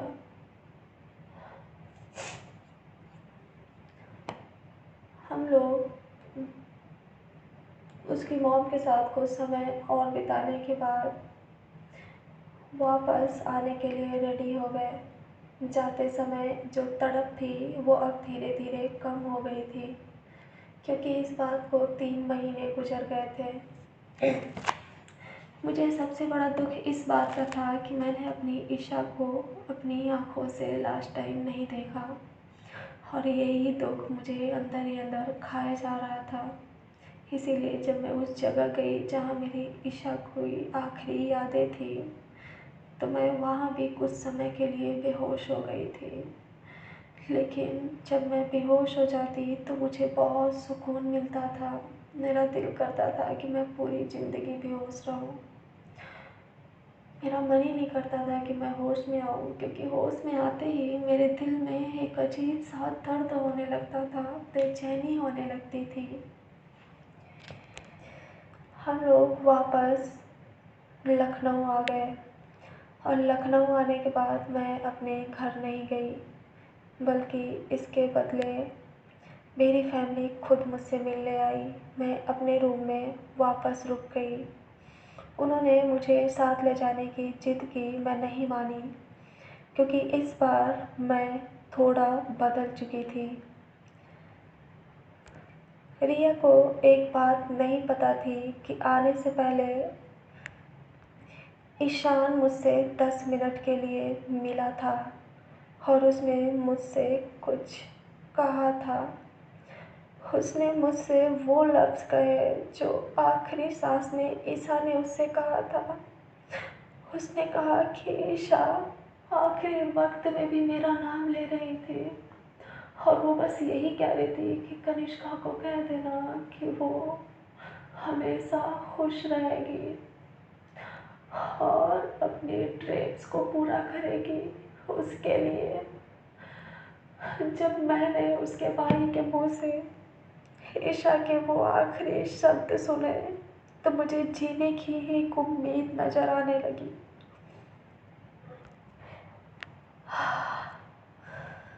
मैं ये सोचने लगी कि क्या ईशा को अपने मॉम, अपनी फैमिली की याद नहीं आई। वो सिर्फ आखिरी वक्त में मेरा नाम ले रही थी। और ये सारी बातें ईशा की उस फ्रेंड ने ईशान को बताया था, क्योंकि ईशान उस वक्त ईशा के पास नहीं था, सिर्फ उसकी वो फ्रेंड ईशा के पास थी। उन दोनों की कार की टक्कर किसी लॉरी से हुई थी हाईवे पर। उसकी फ्रेंड ठीक थी, लेकिन मेरी ईशा, हाँ नहीं, अब मैं नहीं रहूँगी, अब मैं नहीं रहूँगी। ईशा की कही गई आखिरी शब्दों के साथ मैंने धीरे धीरे जीना शुरू किया। मेरे घर वालों के लिए भी मुझे जीना था और मुझे अपनी ईशा के लिए भी जीना था। उस वक्त मेरा सेकेंड ईयर था, मैं शॉक्ड में थी। सॉरी, फाइनल ईयर था। मैंने फाइनल ईयर का एग्ज़ाम नहीं दिया क्योंकि मेरी मेंटली स्थिति ठीक नहीं थी। मैं फेल हो गई, मेरा बैक आ गया। लेकिन वो बीएससी का फेलियर मेरे लिए कुछ भी नहीं था। मेरी लाइफ में जो मुझे फेलियर मिला था, मैंने 1 साल तक कुछ भी नहीं किया। धीरे धीरे 1 साल गुजर गया और अब मैं 20 साल की हो गई। 20 साल के बाद धीरे धीरे मैं पूरी तरह से रिकवर हो गई। लेकिन अब मैं बदल चुकी थी। अब मेरे चेहरे पर वो पहले वाली मासूमियत नहीं थी, बल्कि एक खड़ूस एक्सप्रेशंस रहता था। मैं पूरी तरह से अलग, अकेले, अलग थलग रहने लगी। मुझे किसी से बात करना अच्छा नहीं लगता था। मेरी फैमिली को मैंने छोड़ दिया, छोड़ा नहीं, मतलब वापस से लखनऊ आ गई। मैंने रूम चेंज किया, दूसरी जगह रूम ले लिया। इस बीच मेरी फैमिली ने मेरे फ़ोन से, मेरे लैपटॉप से सारी यादें ईशा की ख़त्म कर दी। उन्होंने उसकी सारी फ़ोटोज़ डिस्ट्रॉय कर दी। इसलिए नहीं कि वो कुछ गलत इरादे से ये सब कर रहे थे, इसलिए कि उन्हें मेरी फ़िक्र होती थी। मैं हर वक्त उसकी फ़ोटोज़ देखती रहती थी। उन्होंने मुझे रिकवर करने के लिए उसकी सारी यादें मिटा दी, लेकिन वो मेरे ज़हन से उसकी यादें नहीं मिटा पाए। जब मैं पूरी तरह से रिकवर हो गई, तो अब वक्त था कि मैं ईशा के सपनों को पूरा करूं, यानी कि खुद के सपनों की तरफ बढ़ूं। और फाइनली जो 2 साल पहले मेरा ग्रेजुएशन पूरा हो सकता था, उसे मैंने इस साल यानी कि 2021 में कंप्लीट किया। फिर भी मेरे टोटल 62% मार्क्स ही आए। मैं इससे ज़्यादा और मेहनत नहीं कर पाई। सेकेंड ईयर में 67% थे। सब कुछ सही होता तो मैं और बेहतर परफॉर्म कर पाती, लेकिन सब कुछ सही नहीं था।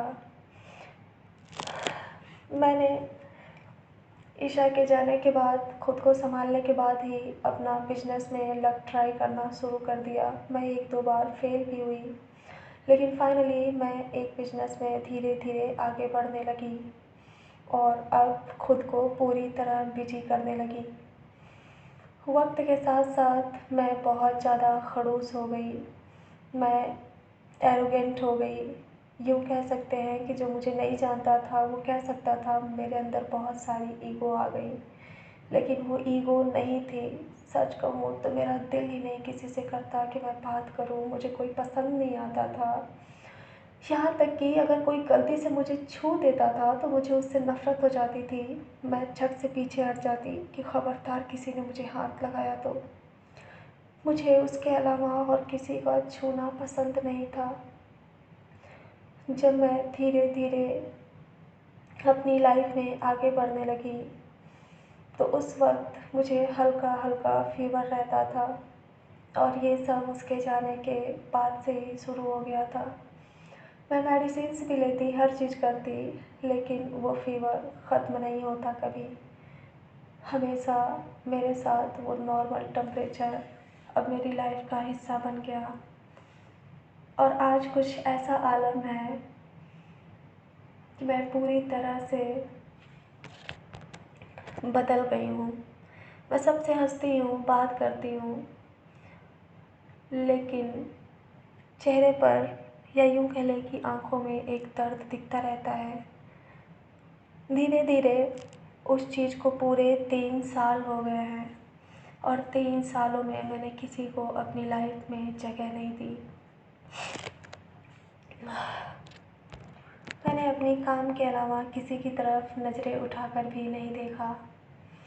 अब मैं पूरी तरह से ठीक हूँ और अपनी लाइफ को अब धीरे धीरे एंजॉय करने लगी हूँ। ये सब मेरा पहला प्यार था और ये सब बातें मेरे पहले प्यार की थी। हालांकि मैंने 3 साल तक खुद को रोक के रखा, लेकिन धीरे धीरे मुझे समझ में आने लगा कि अब मुझे आगे बढ़ना चाहिए। और 3 सालों बाद जब मैंने इस चैनल को शुरू किया जिस पे आप स्टोरी सुन रहे हैं, तब मैंने धीरे धीरे लोगों से बात करना शुरू किया, वो भी हर किसी से नहीं। एक दिन मुझे किसी इंसान की प्रोफाइल दिखी और पता नहीं मुझे उसमें क्या दिखा। बस मेरा दिल किया कि मैं इससे बात करूं, लेकिन मैंने उसे मैसेज नहीं किया। मैं इस समय इंस्टाग्राम की बात कर रही हूँ। मैं उसके मैसेज का वेट करने लगी। मेरा दिल कह रहा था कि ये लड़की मुझे मैसेज ज़रूर करेगी। ये पहली बार था कि जब मेरा खुद मन कर रहा था कि मैं इससे बात करूं। कुछ दिनों बाद ऐसा ही हुआ, उसने हाय मैसेज लिख के भेजा, लेकिन मैंने तुरंत रिप्लाई नहीं दिया। मैं बहुत सख्त हूँ। मैंने कुछ दिनों बाद उसे रिप्लाई दिया, कुछ देर बाद। फिर धीरे धीरे हमारी बातें शुरू होने लगी। करीब हफ्ते भर ही निकले थे। हमारे भी बीच बहुत लड़ाइयाँ होती थी, या होती हैं कह लें। और उसी बीच जब मैंने उस दिन आप लोगों से कहा था कि मुझे किसी की बातें बहुत खल गई हैं, तो उसने ही नादानी में कुछ ऐसा कह दिया था कि मुझे उस दिन बहुत ईशा की याद आ रही थी और मुझे उसकी बातों से भी तकलीफ़ हो रहा था। ऐसा लग रहा था कि वो मुझे समझ ही नहीं पा रही है। उसे लग रहा था कि मेरे अंदर ईगो है। शायद वो अपनी जगह पर सही थी, क्योंकि वो मुझे अच्छे से नहीं जानती थी। उसकी कोई गलती नहीं थी। लेकिन जब मैंने उस दिन सारी चीज़ें वीडियो में कही और आप लोगों के कमेंट्स देखे, कुछ लोगों के बहुत अच्छे कमेंट्स थे। कोई अनम नाम की एक सब्सक्राइबर है मेरी, अनम रायना, और कुछ कमेंट्स ऐसे थे, मुझे नाम नहीं याद आ रहे हैं। आप लोग बहुत अच्छे कमेंट्स करते हो, थैंक यू सो मच। उस दिन मैं बहुत दुखी थी, लेकिन अनम के कमेंट्स इतने ज़्यादा लंबे थे। मैं हंसने लगी, ओफो ये लड़की क्या करती है। लेकिन लास्ट के ऊपर से शायद तीसरा पैराग्राफ कुछ ऐसा था जिसमें उसने मुझे समझाया था कि अगर हम किसी के लिए कुछ फील करते हैं, हमारे लिए कोई मायने रखता है, तो हमें उसे माफ़ कर देना चाहिए, उसकी गलतियों को भुला देना चाहिए। मुझे उसकी बातें बिल्कुल सही लगी। एक दो लोग और थे जिनकी बातें मुझे सही लगी, और करीब उसके दूसरे दिन हम लोगों की फिर से बात हुई। अब हमारे बीच सब कुछ ठीक है। मैं ये तो नहीं कहूँगी कि मैं पूरी तरह से रेडी हूँ इस रिश्ते को अपनाने के लिए, लेकिन वो बहुत अच्छी है। उसने मुझे पूरा टाइम दे रखा है और यही बात मुझे अच्छी लगती है और मुझे आगे बढ़ने के लिए भी मजबूर करती है। सच कहूँ तो मुझे लगता है कि मैंने आप लोगों को बहुत परेशान कर लिया, लेकिन अब जब मैंने सब कुछ आपके साथ शेयर कर लिया है तो मेरे दिल में सच में कुछ भी नहीं है। अब तो मुझे जब भी मेरे ईशा की याद आती है तो मुझे उसकी अच्छी बातें ही याद आती हैं। कभी कभी तो अकेले में मैं मुस्कुराने लगती हूँ, और मुझे जब उसकी ज़्यादा याद आती है तो मैं म्यूजिक लगाकर स्लो मोशन में डांस करने लगती हूँ, और वो मेरे लिए बहुत ही सुकूनदायक पल होते हैं। तो गाइस, अगर आपको कुछ कहना है, पूछना है, तो आप कह सकते हैं, पूछ सकते हैं। मैं आगे की वीडियोज़ में इन सब के बारे में शायद एक बार और बात कर सकती हूँ, लेकिन ना ही करूँ तो अच्छा है, क्योंकि अब मैं इसे यहीं ख़त्म करना चाहती हूँ। मेरे लिए ये सब आसान नहीं था, पर मैं ये सच में करना चाहती थी। लेकिन मुझे इस बात का दुख भी है कि मैंने आप लोगों को बहुत दुखी कर दिया होगा अपनी कल रात की वीडियोज़ की वजह से। अब मैं सब कुछ भूलकर एक नई शुरुआत के साथ निया और कनिष्का की स्टोरी को आगे बढ़ाना चाहती हूँ। हाँ, कनिष्का मेरा ही कैरेक्टर है, जो 3 साल के बाद का कैरेक्टर है, और अब धीरे धीरे कनिष्का बिल्कुल ऐसी ही हो चुकी है। सच कहूँ तो मैं आपके साथ बात करती हूँ तो बच्ची बन जाती हूँ, लेकिन जब मैं अपनी रियल दुनिया में वापस जाती हूँ तो मेरे चेहरे पर वही खड़ूस एक्सप्रेशंस छा जाते हैं।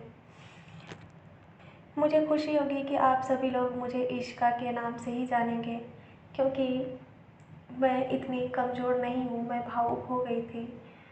और सबसे अच्छी बात यह है कि पहले मुझे लगता था कि जहाँ प्यार होता है वहाँ दर्द होता है, लेकिन जब मुझे जीने की उम्मीद मिल गई, मेरी ईशा के आखिरी शब्द मिल गए, उसका अधूरा सपना मिल गया मुझे पूरा करने के लिए, तो मुझे फाइनली इस बात का एहसास हुआ कि where there is love there is life. जहाँ प्यार होता है वहाँ ज़िंदगी भी होती है, और मैंने इसी को अपनी दुनिया बना ली। तो थैंक यू सो मच, आप सब ने इन सभी स्टोरीज़ को बहुत प्यार दिया है, मुझे भी बहुत प्यार दिया, अपने की तरह बिल्कुल केयर की। सच में आप लोगों का बहुत ही योगदान है कि मेरे अंदर थोड़े थोड़े चेंजेस आने लगे हैं, और वो बचपना जो मैं पहले कहीं भूल गई थी वो धीरे धीरे मैं फिर से जीने लगी हूँ। तो थैंक यू गाइस।